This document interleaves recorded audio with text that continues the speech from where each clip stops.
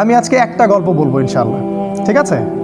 আজকে আমি শুধু চুজ করছি একটা গল্প, সেটা হলো নবী মুসা আলাইহিস সালাম এবং খিদর আলাইহিস সালামের গল্পটা। এটা দিয়ে শুরু করছি। কোরআনেও আছে, সূরা কাহফেও আছে এবং সহিহ বুখারীর মধ্যেও আসছে। গল্পটা আমি আগে শর্ট করে বলছি। একদিন নবী মুসা আলাইহিস সালাম, যিনি বনু ইসরাইলের নবী, আপনারা জানেন তিনি অনেক সম্ভ্রান্ত নবী, বনু ইসরাইলের নবী। তিনি বনু ইসরাইলের সামনে ভাষণ দিচ্ছিলেন, খুতবা শুনে জনগণের মধ্যে একজন বললেন যে বাহ, আপনি তো খুব চমৎকার খুতবা দিলেন, মনে হচ্ছে আপনি পৃথিবীর সবচেয়ে জ্ঞানী মানুষ। মুসা আলাইহিস সালাম বললেন, হ্যাঁ আমি পৃথিবীর সবচেয়ে জ্ঞানী মানুষ। কি বললেন? হ্যাঁ আমি পৃথিবীর সবচেয়ে জ্ঞানী মানুষ। তিনি বলতে ভুলে গেলেন যে আল্লাহ সবচেয়ে ভালো জানেন কে পৃথিবীর সবচেয়ে জ্ঞানী মানুষ। সূরা কাহফ নাজিলের একটা ঘটনা আছে, আপনাদেরকে বলিনি। সেটা হলো, কিছু মানুষ এসেছিল রাসূলের কাছে, আমাদের নবীর কাছে, এসে বলেছিল, তুমি যদি সত্য নবী হয়ে থাকো তাহলে বলো দেখি জুলকারনাইন বাদশার কি হয়েছিল। হে মুহাম্মদ, তুমি যদি সত্য নবী হয়ে থাকো তাহলে বলো দেখি আসহাবুল কাহাফের কি হয়েছিল। হে মুহাম্মদ, তুমি সত্য নবী হয়ে থাকলে বলো দেখি রূহ কাকে বলে। 3টা প্রশ্ন করেছিল। জুলকারনাইন বাদশার কি হয়েছিল, আসহাবুল কাহাফের কি হয়েছিল, আর রূহ আত্মা কাকে বলে। আমাদের নবী মুহাম্মদ সাল্লাল্লাহু আলাইহি ওয়াসাল্লাম বলেছিলেন, আগামীকালকে এসো আমি বলে দিব। কি বলেছিলেন? আগামীকালকে এসো আমি বলে দিব। ওহী আসা বন্ধ হয়ে গেল। 3 মাস 4 মাস 6 মাস কোনো ওহী আসে না। আমাদের নবী মুহাম্মদ সাল্লাল্লাহু আলাইহি ওয়াসাল্লাম একটা শব্দ বলতে ভুলে গিয়েছিলেন, একটা, সেটা হলো ইনশাআল্লাহ। এরপরে এই সূরার প্রথম যে আয়াতটা নাজিল হয়, ওয়ালা তাকুলান্না লিশাইইন, হে নবী 23 এবং 24 নম্বর আয়াত, কখনো বলবেন না, কখনো কোনো কিছু বলবেন না, ইন্নী ফাইলুন যালিকা গাদান, আমি আগামীকাল কিছু করব, ইল্লা ইনশাআল্লাহ, ইনশাআল্লাহ বলা ব্যতীত। এটা প্রথমে নাজিল হলো, তারপরে এই প্রশ্ন 3টার উত্তর আল্লাহ পাক জানিয়ে দিলেন, তার আগে জানিয়ে দেননি। ঠিক একইভাবে মুসা আলাইহিস সালাম একটা ভুল করে বসলেন। তিনি বললেন, আমি পৃথিবীর সবচেয়ে জ্ঞানী মানুষ। আল্লাহ রাব্বুল আলামিন নবীদের ছোট ছোট ভুল ধরে ফেলেন, আল্লাহ পাক ধরে ফেলে বললেন, না মুসা, তুমি পৃথিবীর সবচেয়ে জ্ঞানী মানুষ নও, তুমি পৃথিবীর সবচেয়ে জ্ঞানী মানুষ নও।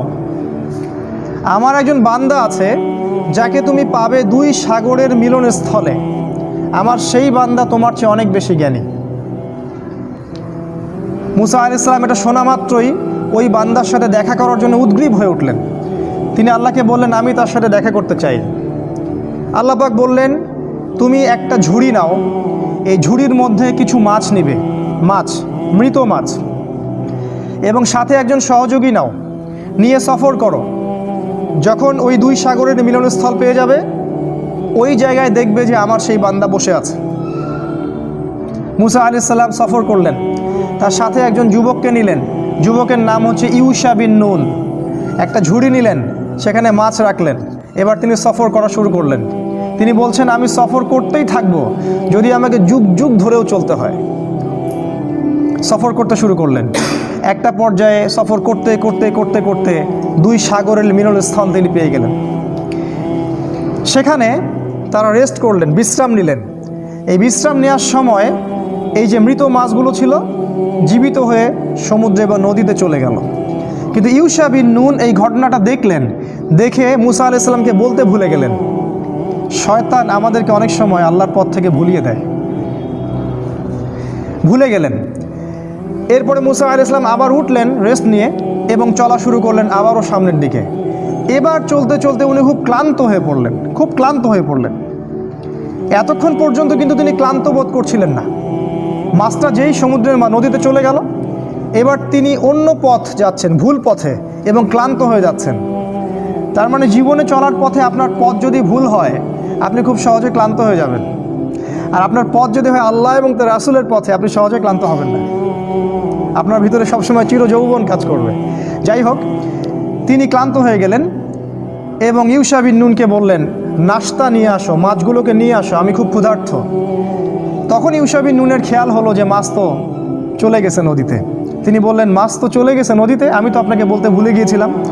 তখন বললেন মুসা আলাইহিস সালাম, তুমি এটা কি করেছো? ওইটাই তো সেই জায়গা, যে জায়গার সন্ধান আমরা করছিলাম।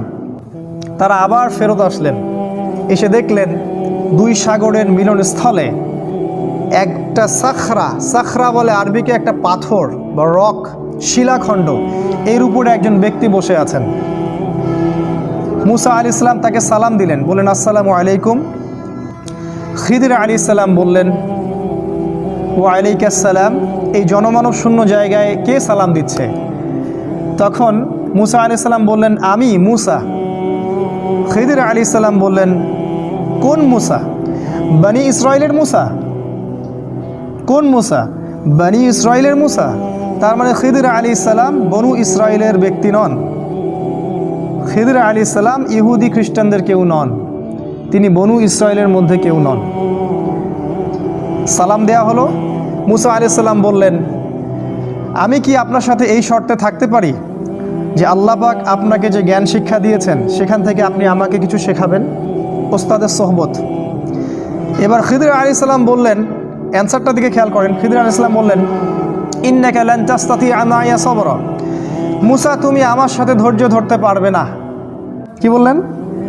মুসা তুমি আমার সাথে ধৈর্য ধরতে পারবে না। কারণ খিদির আলাইহিস সালাম শেষ পর্যন্ত জানেন যে কি হবে। গল্পের শেষে আমরা তাই দেখব, মুসা আলাইহিস সালাম ধৈর্য ধরতে পারেননি, কিন্তু মুসা আলাইহিস সালাম বললেন ইনশাআল্লাহ আমি ধৈর্য ধরব, আমাকে আপনি সাথে নেন, ইনশাআল্লাহ আমি ধৈর্য ধরব। খিদির আলাইহিস সালাম ইনশাআল্লাহকে সম্মান করলেন এবং মুসা আলাইহিস সালামকে সাথে নিলেন, কিন্তু বললেন তুমি আমার সাথে সফর করো, কিন্তু আমাকে কোনো প্রশ্ন করতে পারবে না, একটা প্রশ্ন করা যাবে না, আমি কি করব না করব কোনো বিষয়ে কোনো প্রশ্ন করা যাবে না। মুসা আলাইহিস সালাম বললেন ঠিক আছে। এবার তারা চলতে শুরু করলেন। এবার ঘটনা শুরু। চলতে চলতে চলতে চলতে একটা নদী আসে। এবার তারা নদী পার হবেন, কিন্তু কোনো টাকা পয়সা সাথে নাই। খিদির আলাইহিস সালামকে ওই মাঝিরা চিনত। সেই মাঝিরা তাকে বলল আপনি নৌকায় ওঠেন, টাকা পয়সা লাগবে না। খিদির আলাইহিস সালাম মুসা আলাইহিস সালামকে নিয়ে নৌকায় উঠলেন।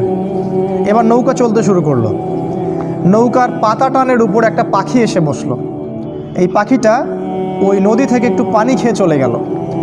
এই দৃশ্যটা দেখে খিদির আলাইহিস সালাম বললেন হে মুসা, এই যে পাখিটা যতটুকু পানি এই নদী থেকে খেয়ে চলে গেল, ওই অতটুকু পানি হচ্ছে তোমার আর আমার জ্ঞান। আর এই যে নদীর যত পানি দেখছো এগুলো হচ্ছে আল্লাহর জ্ঞান। আল্লাহর জ্ঞানের তুলনায় মানুষের জ্ঞান এতটুকু সামান্য, যতটুকু ওই যে পাখিটা যতটুকু পানি খেয়ে গেছে অতটুকু। যাই হোক, নৌকা চলতে থাকলো। এক পর্যায়ে একটা ঘটনা ঘটলো যে খিদির আলাইহিস সালাম একটা কুড়াল নিলেন। কুড়াল নিয়ে নৌকার যে পাতা টান নিচে একটা ফুটা করে দিলেন। এবার এই দৃশ্য দেখে মুসা আলাইহিস সালাম বললেন আপনি এটা কী করলেন? যারা বিনা পয়সায় আমাদেরকে সফর করালো, আমাদের উপকার করলো, ওই বেচারা গরিব মানুষের এই একমাত্র সহায় সম্বল নৌকাটা আপনি ফুটা করে দিলেন। আপনি তো লাকাদ জিতা শাইআন ইমরা, আপনি তো বিশাল একটা ভয়ঙ্কর কাজ করলেন, গুনার কাজ করলেন আপনি একটা। তখন খিদির আলাইহিস সালাম বললেন আলাম আকুল ইন্নাকা লান তাস্তাতিআ মাইয়া সাবরা। হে মুসা, আমি কি তোমাকে বলিনি তুমি আমার সাথে ধৈর্য ধরতে পারবে না? মুসা আলাইহিস সালাম বললেন আমাকে ক্ষমা করে দিন, আমি ভুলে গিয়েছিলাম, এরপরে ইনশাআল্লাহ আমি আর কোনো কোশ্চেন করব না। তারা আবার চলতে লাগলেন। চলতে চলতে চলতে চলতে একটা বাচ্চার সাক্ষাৎ হলো। বাচ্চা, ছোট বাচ্চা, গোলাম। কোরআন বলেছে গোলামান ফাকাতালাহ। খিদির আলাইহিস সালাম বাচ্চাটাকে হত্যা করলেন। এটা তো আরও ভয়ঙ্কর ব্যাপার। নৌকা ফুটা করা কোথায় আর বাচ্চা হত্যা করা কোথায়? আর মুসা আলাইহিস সালাম নিজেও কিন্তু মার্ডার কেসের আসামি। এটা কি জানেন? মুসা আলাইহিস সালাম কিন্তু একটা ব্যক্তিকে এক ঘুষি দিয়ে হত্যা করে ফেলছিলেন ভুলবশত। মুসা আলাইহিস সালাম এবার বললেন ইন্নাকা লাকাদ জিতা শাইআন নুকরা, আপনি মহা একটা অপরাধ করলেন, এটা আপনি নিরপরাধ একটা শিশুকে হত্যা করলেন। খিদির আলাইহিস সালাম বললেন আলাম আকুল লাকা ইন্নাকা লান তাস্তাতিআ মাইয়া সাবরা, আমি কি তোমাকে বলিনি হে মুসা তুমি আমার সাথে ধৈর্য ধরতে পারবে না? এবার মুসা আলাইহিস সালাম সর্বশেষ অজুহাত দিলেন, দিয়ে বললেন আমি যদি আর একটা কোশ্চেন করি তাহলে আমাকে আর সাথে নিয়েন না, এবার লাস্ট চান্স, আর একটাও কোশ্চেন করবো না ইনশাআল্লাহ। তারা আবার চলতে লাগলেন। চলতে চলতে একটা গ্রাম আসলো। সেই গ্রামের মানুষগুলো ছিল একটু আমাদের নিউ ইয়র্কের মানুষের মতো আর কি, অনেকটা আমাদের এখন ঢাকা শহরের মতো, মেহমানদারি করতে চায় না। মেহমান আসলে বিরক্ত হয়। তারা মেহমানদারি করতে চাইল না। তারা মুসা এবং খিদিরকে কোনো খাবারও দিল না, কোনো পানিও দিল না, সামান্যতম সৌজন্য বোধটুকু তারা দেখালো না। কিন্তু খিদির আলাইহিস সালাম দেখলেন ওই গ্রামের একটা বাড়ির দেয়াল ধসে পড়ে আছে, একটা দেয়াল পড়ে গেছে। খিদির আলাইহিস সালাম নিজে কষ্ট করে এই পুরো দেয়ালটা তৈরি করলেন। ইট পাথর যা যা লাগে তাই দিয়ে তিনি দেয়ালটা তৈরি করলেন। তৈরি করে আবার সেটাকে নতুন জায়গায় রিপ্লেস করলেন। এই দৃশ্যটা দেখে মুসা আলাইহিস সালাম বললেন, আপনি চাইলে তো কিছু পারিশ্রমিক নিতে পারতেন, এত কষ্ট করলেন, ওরা আমাদেরকে খাবারও দিল না, পানিও দিল না, আপনি ওদের কাজ করে দিলেন, একটু তো সামান্য নাস্তার টাকা নিতে পারতেন। খিদির আলাইহিস সালাম বললেন, হ্যাঁ দা ফিরাকু বাইনি ওয়া বাইনিক, এই হলো তোমার আর আমার ফেরক, রাস্তা আলাদা, এখন যাও। তুমি চুক্তি ভঙ্গ করছো 3 বার, রাস্তা আলাদা। আমাদের নবী মুহাম্মদ সাল্লাল্লাহু আলাইহি ওয়াসাল্লাম বলেছিলেন এক হাদিসে, যদি মুসা আলাইহিস সালাম ওই দিন প্রশ্নগুলো না করতেন তাহলে অনেক কিছু শেখা যাইত। যাই হোক, 3টা শর্ত লঙ্ঘন হলো। মুসা আলাইহিস সালামকে তিনি আর সাথে রাখলেন না, তবে বললেন তুমি চলে যাও, কিন্তু যাওয়ার আগে আমি তোমাকে 3টা এই যে ঘটনা ঘটলো এর তাউইল বা ব্যাখ্যা, ইন্টারপ্রিটেশন তোমাকে আমি জানাই দেবো আমি কেন করেছি। তিনি বললেন, ওই যে প্রথম নৌকাটা আমি ফুটা এই জন্য করেছি যে কারণ ওই নৌকার পিছনে ছিল একটা জলদস্যুর দল। ওই জলদস্যুর দল যদি এই নৌকাটাকে দেখতো, নৌকাটা খুব ভালো সুন্দর, তাহলে সেই নৌকাটা তারা হাইজ্যাক করত। আমি নৌকাটা ফুটা করে দিয়েছি, এই ত্রুটিযুক্ত নৌকাটা তারা নিবে না, তারা ত্রুটিযুক্ত কোনো নৌকা নিবে না, নষ্ট নৌকা তারা নিবে না। যদি নৌকাটা ভালো থাকতো তাহলে ওরা ওই গরিব মাঝির শেষ সম্বলটুকু ছিনিয়ে নিয়ে চলে যেত। তোমার কাছে মনে হয়েছে আমি ক্ষতি করেছি, কিন্তু আমি পরোক্ষভাবে ওর উপকার করেছি, সেটা তুমি সবর করতে পারোনি।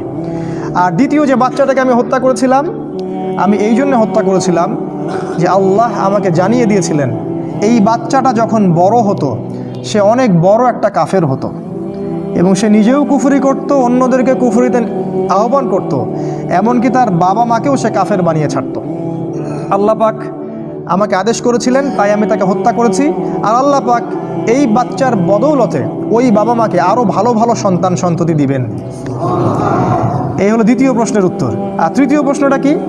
ওই যে আমি দেয়ালটা নির্মাণ করলাম, তোমার কাছে মনে হলো যে আমি অযথাই পরিশ্রম করলাম, তো আল্লাহ আমাকে জানিয়ে দিয়েছিলেন যে ওই দেয়ালটার নিচে ওই বাড়ির 2টা এতিম বাচ্চার সম্পত্তি লুকানো আছে।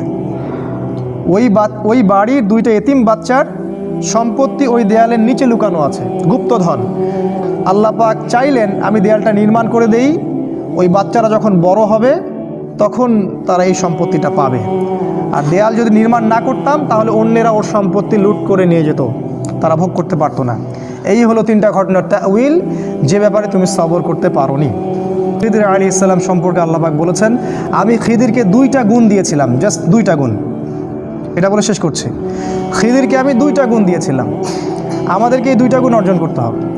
আল্লাহ পাক বলেছেন, আমি তাকে আমার পক্ষ থেকে রহমত দিয়েছিলাম, মানে সে মানুষের প্রতি খুব দয়ালু ছিল। আর তিনি বলেছেন আল্লাহ পাক, ওয়াল্লামনা মিন লাদুন্না ইলমা, আমি আল্লাহ আমার পক্ষ থেকে খিদিরকে জ্ঞান শিখিয়েছিলাম। তাই এই জামানায় খিদির আলাইহিস সালামের মতো হয়ে এই রাতের অন্ধকার দূর করে সোনালি সকাল আনতে হলে আমাদেরকে যেমন 2 চোখ দিয়ে দেখতে হবে, একই সাথে দয়ালু হতে হবে, এবং আল্লাহর পক্ষ থেকে যে জ্ঞানের উৎস, ওই উৎসের কাছে আপনাকে ফিরে আসতে হবে। ইনশাল্লাহ তখনই দেখা যাবে আমরা শেষ জামানাকে ডিল করতে পারবো, খিদির আলাইহিস সালামের মতো হতে পারবো, যাকে আল্লাহ রাব্বুল আলামিন শেষ জামানার স্কলার রূপে তুলে ধরেছেন। আল্লাহ পাক আমাদের সবাইকে কোরআন এবং হাদিস অনুযায়ী আমল করার তৌফিক দান করুন। আল্লাহুম্মা আমিন।